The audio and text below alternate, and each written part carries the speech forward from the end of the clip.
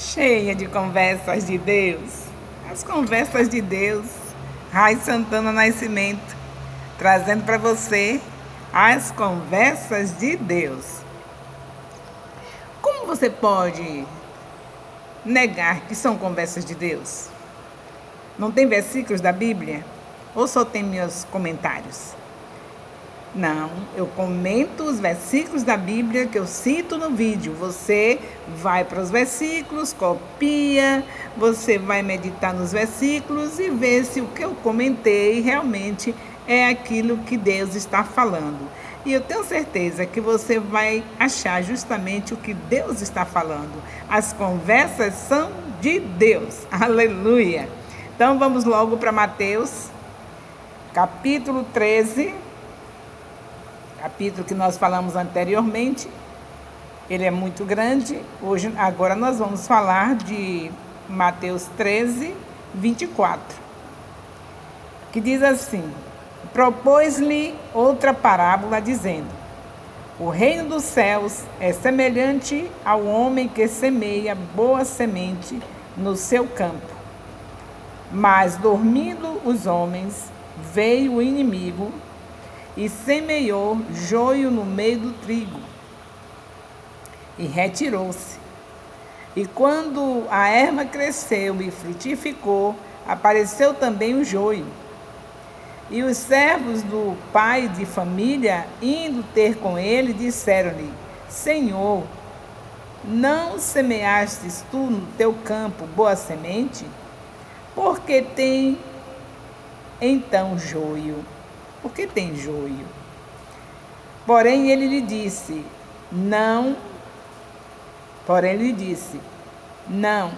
para que ao colher o joio, aliás, estou no versículo adiantado, vamos ver o versículo 28, diz assim, que ele pergunta no 27, por que tem joio? E ele lhe disse, um inimigo é que fez isso. E os servos lhe disseram, queres, pois, que vamos arrancá-lo? Porém ele lhe disse, não, para que ao colher o joio, não arranqueis também o trigo com ele. Deixai crescer ambos juntos até a ceifa. E, por ocasião da ceifa, direi aos ceifeiros, colhei primeiro o joio e atai-o em molhos para quem o queimar, mas o trigo ajuntai-o no meu celeiro. É assim que o Senhor está falando com aquela multidão e com seus discípulos. Sempre os discípulos estavam com Jesus, bem pertinho, e havia sempre uma multidão de espertos, de pessoas que eram curiosas, não é? Estavam naquela curiosidade de ver tudo que Jesus fazia, mas que não estão ali para ouvir, não estavam ali para entender nada, eles só queriam estar vendo se tinha erros em Jesus. E aí Jesus falava por parábolas, e aqui ele está falando por parábolas, nessa parábola, que é a parábola do joio, do trigo e do joio, mostrando para nós que isso, dessa maneira, acontece no seu reino.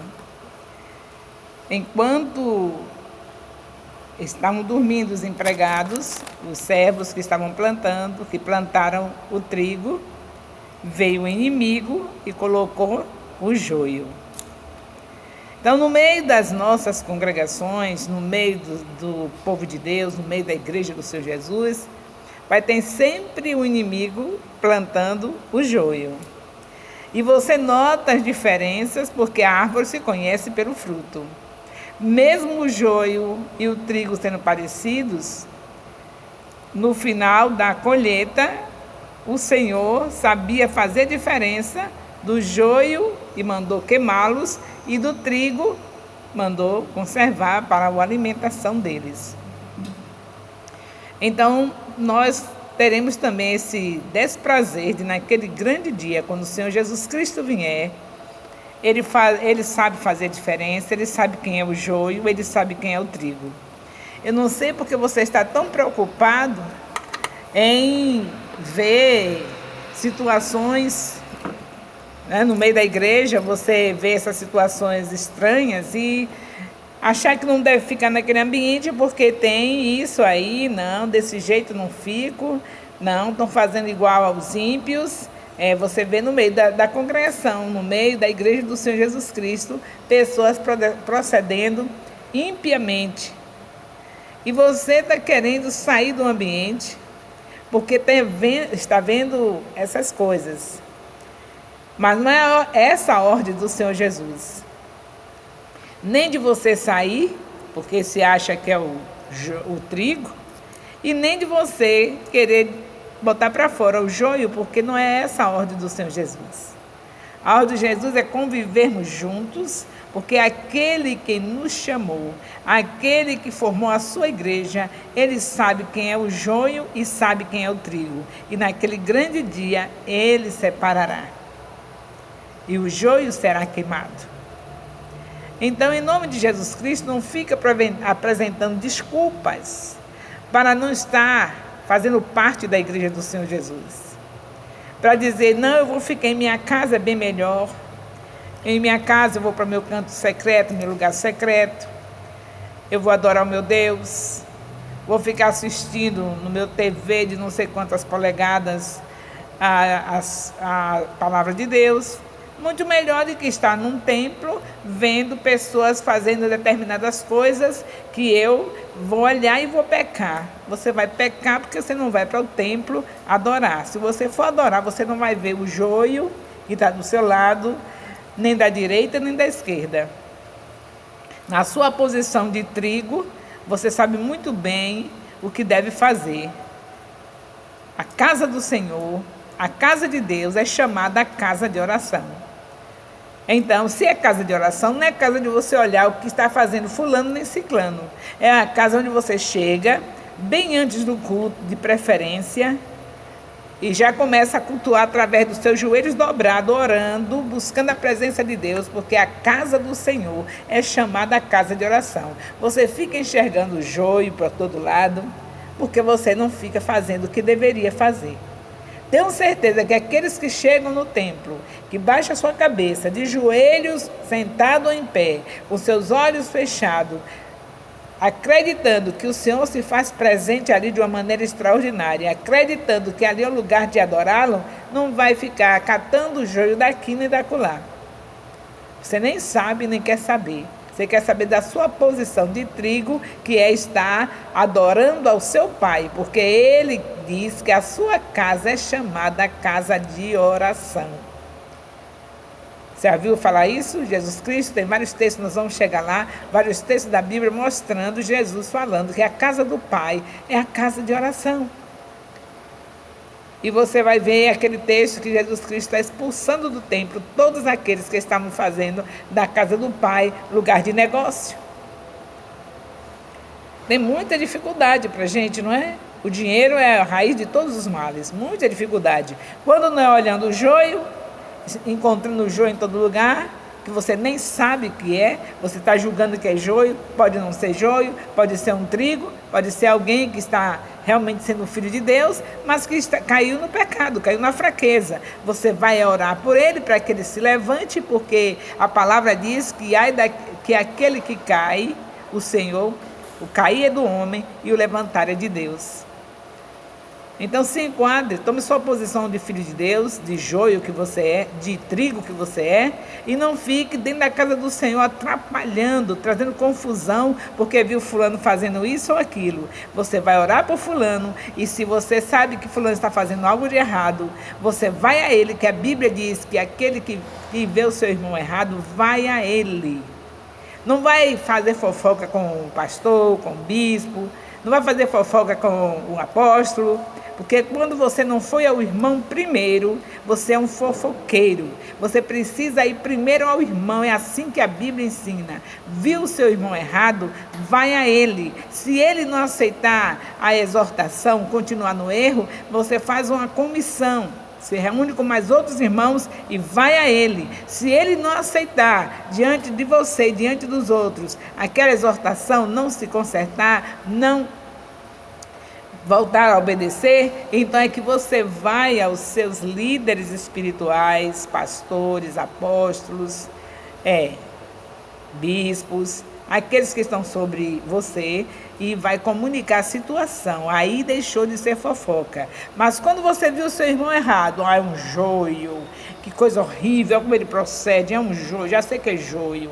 E aí vai sair para falar com fulano, com ciclano, ou mesmo se for falar ao seu apóstolo, ao seu pastor, ao seu bispo, e ainda é fofoca, porque você não fez o que a Bíblia diz. A Bíblia diz que você vai a ele e fala com ele, exorta com amor e vai conseguir ganhar aquela vida. E se você ajudar aquela vida a se levantar, o prêmio que você tem é incomparável. Vamos pelo caminho certo? Tem joio, sim. Não tenha dúvida. O Senhor falou, está falado. No meio da igreja tem aqueles que não são verdadeiramente filhos de Deus. Tem. Que estão no meio por interesses pessoais. São os joios. Não tem como a gente negar isso. Você sabe que tem. Pessoas que estão por algum motivo, porque achou o evangelho bonitinho, ó, que lindo, que se reúne todo domingo cantando, aí vai, fica ali, é um joio, atrapalhando tudo, sem nenhuma intimidade com Deus, não conhece nem a Deus, mas está ali porque acha bonito. Eu acho tão lindo, eles se arrumam tão lindo, todo domingo eles estão lá, e eu gosto também, eu vou para lá, mas não tem nada a ver com filho de Deus, não é. Porque filho de Deus é aquele que recebe a Jesus. Filho de Deus é aquele que confessa Jesus como Senhor e Salvador da sua vida, diante dos homens. Não é confessar dentro de si, não, é diante dos homens. É assim que a Bíblia diz. Então, tem aqueles que ficam o tempo todo visitando e até mesmo se decide de uma maneira camuflada, porque se emocionou com aquele cântico lindo que estava lá naquele dia, naquela noite, ou porque é uma palavra que foi muito eloquente, e por alguns motivos eles estão lá, até decidem-se, mas não se convertem. Decisão é uma coisa e conversão é outra. Quando você decide realmente se converte, aí você muda. Quando a decisão é acompanhada da conversão, decidiu ir à frente da igreja, para que todos vejam que você recebeu Jesus, e se verdadeiramente não foi somente uma decisão, mas uma conversão, as pessoas irão notar a sua diferença, a sua mudança de vida a partir daquele dia. Porque a palavra diz em 2 Coríntios, capítulo 5, versículo 17, que aqueles que são de Cristo são novas criaturas. Então, tem pessoas que não é nova criatura, decidiu, está lá no meio, emocionado, vivendo com a gente, e é um joio mesmo. É cheio de emoções, parece, mas não é. Parece ser filho de Deus, mas não é. Mas só quem pode tirar esta pessoa é o Senhor Jesus naquele grande dia, que Ele vai tirar do meio da igreja, Ele vai tirar do meio do seu povo e vai ser queimado, como Ele diz na sua palavra, o joio vai ser queimado. Mas você atrofiar sua vida espiritual porque fica olhando a vida do joio, você nem sabe ser joio, só quem sabe é Jesus, você acha parecido, mas pode até não ser. Pode ser até um filho de Deus que está cheio de pecados, que não confessou pecados, mas com certeza, se você orar com ele, ele vai entender. E 1 João 1,9 diz que se nós confessarmos os pecados, ele é fiel e justo para nos perdoar e nos purificar de toda justiça. Então você vai orar com o irmão. Se é joio, ele vai orar por orar, não vai adiantar nada, porque não sabe nem quem é Deus, como é que vai orar. Mas se é um trigo, mas que está passando por um momento de queda, está murchinho, sem a manifestação da presença, por causa do pecado, então você vai ajudá-lo para se levantar, porque o cair é do homem e o levantar é de Deus. Então, mais uma parábola que Jesus está nos ensinando, nos alertando, falando por parábola, mas eu e você, que somos discípulos do Senhor Jesus, entendemos as parábolas. E quando não entendemos, nós vamos para o joelho e pedir ao Senhor para abrir a nossa visão, para entender o que Ele está falando, porque nós somos discípulos. Mas aqueles que não são discípulos, aqueles que estão apenas por curiosidade, aqueles que são joios, eles não entendem nada e nem vão em busca da explicação. No passado, há 2000 anos atrás, os discípulos, cada vez que Jesus falava essas parábolas, eles iam, no particular, a Jesus saber as coisas que eles não entenderam, porque eles eram discípulos. E eram discípulos, está provado isso, porque eles permaneceram firmes, mesmo depois que Jesus subiu aos céus, eles continuaram a obra, fazendo o ID que Jesus mandou, e o Evangelho chegou até nós. Então vamos ver se a gente deixa de causar transtorno no meio da casa de Deus. Vamos tomar posição de verdadeiros intercessores. Aí tem um grupinho lá que intercede com fardinha, bonitinho, tudo lindo. E você é o que mesmo, hein? Aquela turminha ali que está considerada de intercessão, ela é apenas alguém que vai servir para visualização no templo ficar bonita. Pessoas que estão ali rodeando, circulando, com a roupinha arrumadinha, tudo diferente, para quando o ímpio chegar, quando nós chegarmos, sentir aquele clima, não é? Porque você sabe que o visual também é importante, mas todos nós devemos saber que a casa do Senhor é chamada casa de oração. Não é a casa de olhar quem é joio, nem a casa de olhar a vida dos outros, quem está bonito, quem está feio. Não é casa para ficarmos nos divertindo, não é casa de diversão, é casa de oração. Então vamos viver o Evangelho da Cruz? Vamos viver o Evangelho da Cruz. O Evangelho da Cruz é bem diferente do que eu e você estamos vivendo. Nós precisamos entender as prioridades de Deus. Jesus disse: orai sem cessar. Imagine se orar sem cessar. Se dentro do templo eu posso estar me divertindo, olhando, divertindo com a roupinha de fulano, com o sapatinho de fulano, eu tenho do templo, se a todo momento é para orar, ele disse: orai sem cessar. Imagine no templo. Mas o que você vê é isso? Imagine se você vê isso. Você não vê isso. Você vê as pessoas olhando como é que o vestido que fulano vai vestir hoje. O que será que ela vem vestida hoje? O que será que ele vem calçado hoje? O que será que ele vai apresentar dos cabelos hoje? É aquela diversão e nada de casa de oração. Mudemos. Vamos mudar. Jesus está voltando, a terra está agonizando. Nós precisamos de ter uma vida de seriedade com Deus. Nós precisamos de viver o Evangelho da Cruz. Precisamos de viver Lucas 9, de 23 a 25. Renunciar a nós mesmos e seguir a Jesus com a nossa cruzinha. A cruz é essa, você entrar no templo e saber que tem tanta gente desfilando e você não se interessar pelo desfile delas e ficar com a sua cabecinha no pó, sua carinha no pó e não se incomodar com a roupa linda que você veio, porque é para Jesus, então põe a cara no pó. O sapato lindo que você veio é para Jesus, então põe esse sapato no pó. Se dobre dentro do Senhor, vai estar ou sentado, ou em pé, ou deitado, o jeito que você estiver, com seus olhos fechados, em vez de estar olhando as coisas que são de baixo, olhar as coisas que são de cima, porque é esse o conselho de Deus para nós. Olhai as coisas que são de cima, contemplai as coisas que estão de cima. Se na casa de Deus, lugar que se reúne para orar, para ouvir o Senhor falar, a gente está pensando nas coisas que são da terra, imagine onde é que nós vamos pensar nas coisas que são de cima. Não é isso que nós fazemos? Chegamos e vamos ver, olhando para um lado, para o outro, como está a ornamentação, como está bonito. Não quer saber como é que vem a palavra, não? A palavra pode vir dura, mas é o que você precisa. É bom se preocupar com a palavra que você vai ouvir. Saber que alguém vai ser usado por Deus para trazer uma palavra para você. E prestar atenção. Não fazer como nós vimos nesse mesmo capítulo 13, e no versículo 13, que o Senhor disse que falava por parábolas, porque eles não ouviam, viam, mas não viam, olhavam, mas não viam nada. Ouviam, e era meio que não estavam ouvindo, e não entendiam nada. Então nós não vamos ficar repetindo essa situação dos discípulos, daquela multidão e de alguns que se diziam discípulos na época, que estavam ali simplesmente por curiosidade. Hoje é diferente, Jesus já deu a sua vida por nós, o sangue dele foi derramado na cruz do Calvário para que nós vivamos em espírito.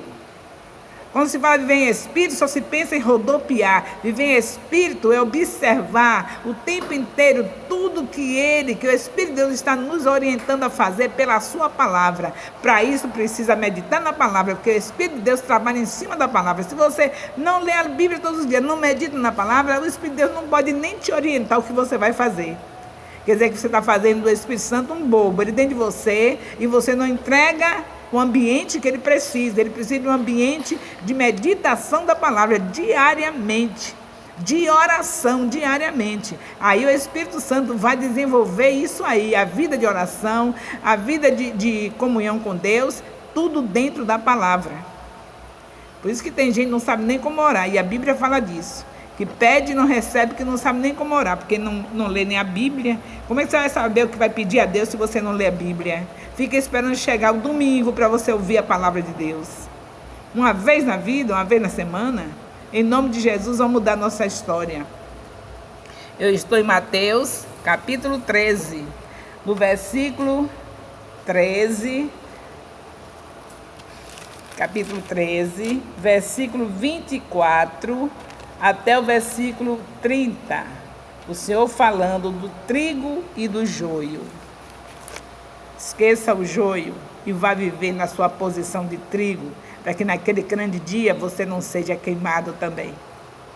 É claro, é aquele que for fiel até o fim. Você pode estar se achando porque é um joio, porque é um trigo, mas a Bíblia diz: se for fiel até o fim. Se você realmente é um trigo, você vai se manter fiel diante de todas as situações. Você, sendo um trigo, você vai observar o que está escrito em Romanos, capítulo 5, versículo 3 até o versículo 5. Em Romanos 5, de 3 a 5, o Senhor diz que a tribulação produz a experiência. A experiência produz a paciência produz a esperança. E a esperança não tem confusão, porque o amor de Deus está derramado em nossos corações. Viva como trigo. Seja um trigo de verdade. No meio da tribulação, lembre que não é para te matar a tribulação, é para que você tenha experiência, e que na experiência venha a paciência, e que na paciência venha a esperança, e que na esperança você não vai ter confusão, porque o amor de Deus está derramado no seu coração. Então é isso, é essa a nossa posição. No meio de todas as circunstâncias, não olhar para quem é joio, não olhar para quem está assim ou assado, mas olhar para cima, onde Cristo está sentado à destra de Deus, o nosso Senhor e Salvador. Vivamos essa palavra, porque Jesus está voltando, a terra está agonizando. Você não percebeu? Eu acredito que você sabe que é inteligente e precisa usar sua inteligência, porque até os animais irracionais, quando eles notam qualquer diferença na natureza, eles procuram seus habitats. Você está vendo a terra pegando fogo, a cada ano sendo mais aquecida, do jeito que a palavra diz em 2 Pedro 3, e você ainda não parou para estar vivendo a palavra? A palavra é Jesus. Você ainda está iludido com os pisca-piscas do final de ano, pisca-pisca para lá, pisca-pisca para cá, e você esqueceu que Jesus disse que você que é a luz do mundo. Na tua casa quem tem que brilhar é você o ano inteiro, não é esperar chegar o final do ano para encher a casa de luzinhas. A luz é você, a luz somos nós. Se você está brilhando, você não vai sentir falta de nada. O dinheiro dos piscas-pisca, de tudo mais que você gasta no final de ano, você vai gastar para dar o que os pobres estão precisando. Em cada bairro da sua cidade tem pessoas marginalizadas precisando de socorro, precisando especialmente de Jesus, e não se vai levar a palavra ao pobre sem dar comida. Então esses gastos todos de final de ano, essas coisas todas que você vai estar fazendo, não vai dizer nada diante de Deus. O que vai dizer que você é luz é quando você não se esquece do Evangelho do Senhor Jesus Cristo, vai para Mateus 11:5 e vai andar como Jesus andou. Aí você brilha, e esse brilho não é somente em um final de ano, mas é um brilho para a vida inteira. Você é a luz do mundo. Mateus 5:14. Em nome de Jesus, não se esqueça disso. Não se esqueça de viver a palavra em vez de estar olhando quem é joio ou quem é trigo. Você precisa viver, e eu também, é Jesus. Jesus é o caminho, a verdade e a vida, e ninguém vai ao Pai senão por Ele. Beijo no coração. Eu te espero no próximo vídeo. E não se esqueça de fazer a sua inscrição no meu canal, porque você sabe muito bem que eu estou cheia das conversas de Deus. Aleluia.